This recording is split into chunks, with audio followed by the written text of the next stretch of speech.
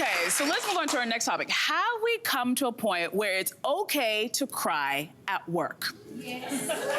We're half and half here. All right. Well, a female prof wrote to the New York Times saying she was confronted by a young staff member who said she can't be herself at work because she's not comfortable crying there. So how do we navigate this? Because we spend a lot of time at work. Listen, I think it is about time that we normalize that we are human and we experience all emotions, no matter where you are. And this, for me as a woman, it hits me differently as a woman. We carry the weight of the world on our shoulders. We live very, very stressful lives. And there's a saying out there that I love, and it says, women are expected to work like they have no children, and they're expected to parent like they have no work. There is an unbelievable amount of pressure on us at work and at home. And if you can't release when you need a release, what is that saying? You are denying women the opportunity to feel whole and human. And if you throw what my personal favorite is right now, you throw perimenopause, menopause in there, hormonal shifts, mood disorders. We are talking on Bell Let's Talk Day. So let's talk.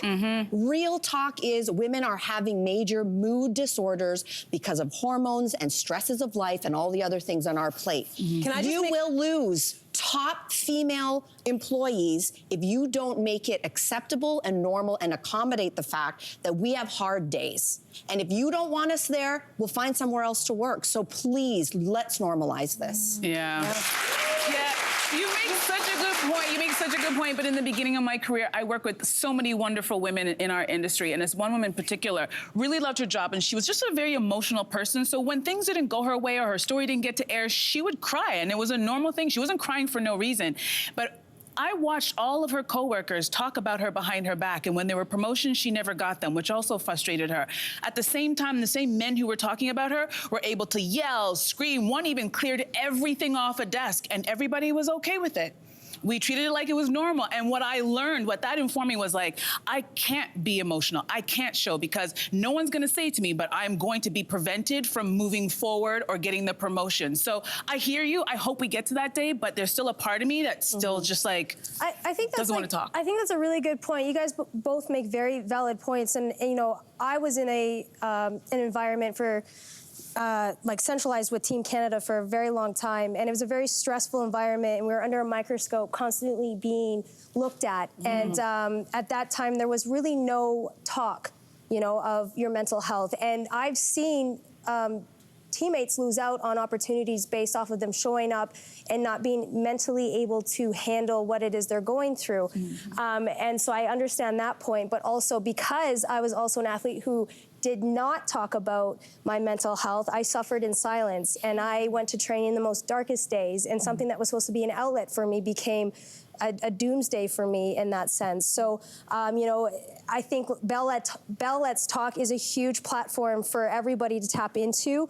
And I think talking and normalizing that everybody is human, everybody has a brain, and everybody suffers in some way, it should be talked about, and it should not be pushed down to say it's not my problem today. Or to normalize and say it's only certain emotions are okay. Yes. To your point, Andrea, that why is anger acceptable at work, but tears aren't? Well, I'll just, I mean, we're gonna move on now, but I'll just say that just as a word also to the men out there who I think they are also suffering under the same idea. I think men are suffering greatly right now, as they always have been, and they have also been impacted by their box that they've been told. And they've been told that anger is the only acceptable emotion. So I do think that this is as valid of a conversation about, you know, normalize. No, we're not gonna have everyone showing up at work and being like bawling their eyes out, but recognizing that people are going through a lot behind closed doors, and also let's not have the behind closed doors being like, can't handle their stuff. Let's start to recognize. How about instead of gossiping, how about you go up to anybody and say, are you okay? There we go. Have a conversation. Are you okay? Have a conversation. So true.